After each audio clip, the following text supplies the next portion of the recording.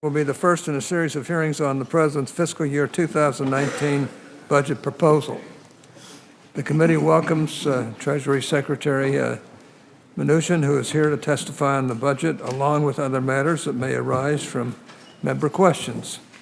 The President's budget includes numerous proposals to deal with a vast array of policy issues, including the opioid epidemic, infrastructure, modernizing government, national security, and lowering drug pricing and payments, just to mention a few. I think I speak for all members of the committee when I say that we are all very interested in Secretary Mnuchin's thoughts and insights on a number of items proposed in the budget. The budget envisions that government's receipts will average 17.1% of GDP over the 10-year budget window, slightly below the long-run average of 17.4% over roughly the last 4 decades. It also has outlays averaging 20% of GDP over 10 years, which is also slightly below the long-run average. The budget also includes some tax proposals, but they are not as sweeping as those we've seen in prior budgets, as you would expect following enactment of the new tax law at the end of last year. Thus far, I'm pleased by the success of the new tax law, which has already resulted in substantial benefits for American workers and job creators. Since the beginning of the year, and keep in mind that we're still in February, we've seen a stream of businesses come forward to announce plans to award bonuses, raise wages, or boost 401k contributions for their employees. Other companies have announced plans to expand business and hire more workers here in the United States. According to some estimates, more than 340 companies have issued these types of statements, impacting an estimated total of about 3.5 million workers. I won't go through the whole list, but I'd like to highlight a few. For example, Apple announced that it is going to hire 20,000 new employees and will issue $2,500 bonus or employee bonuses in the form of restricted stock units. Apple is also increasing its financial support for coding, education, science, technology, engineering, arts, and math.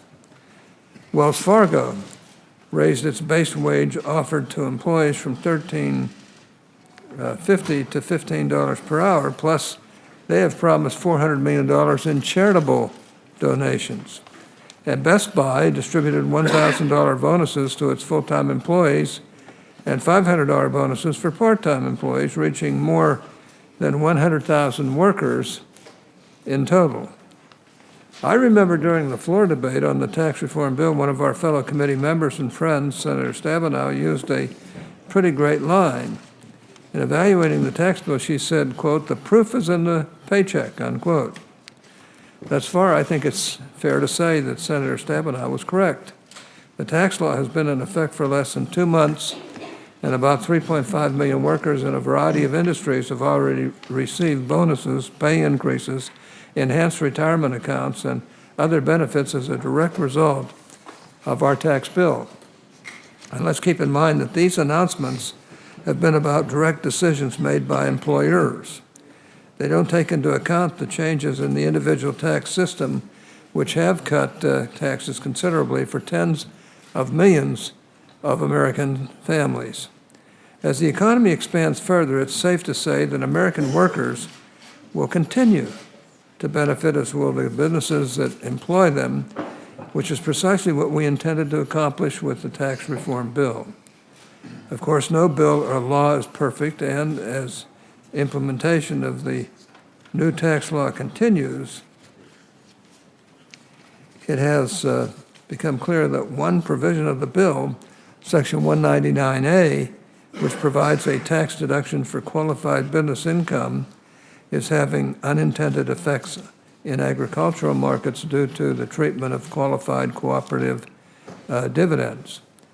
Though the aim of that provision in part was to preserve benefits previously available to agricultural cooperatives and their patrons for income attributable to domestic production activities, the current statutory language does not maintain the previous competitive balance between cooperatives, other agricultural businesses, and the farmers who sell their crops to them, which existed prior to the enactment of the tax reform bill. Our colleagues here on the committee, in particular Senators Grassley, Roberts, and Thune, have taken a leading role in identifying a solution for this issue.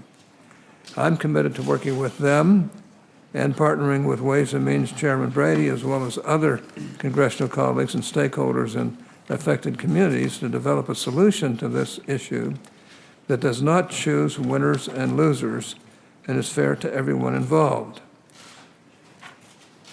Once a suitable solution is arrived at or identified, my goal is to work with my colleagues to advance legislation that can be sent to the President for his signature as soon as possible. Of course, as is the case with any major tax reform bill, none of the important provisions we have written will have their intended effects if they are not properly implemented. That's why we will keep pressure on the administration to implement the law as Congress intended.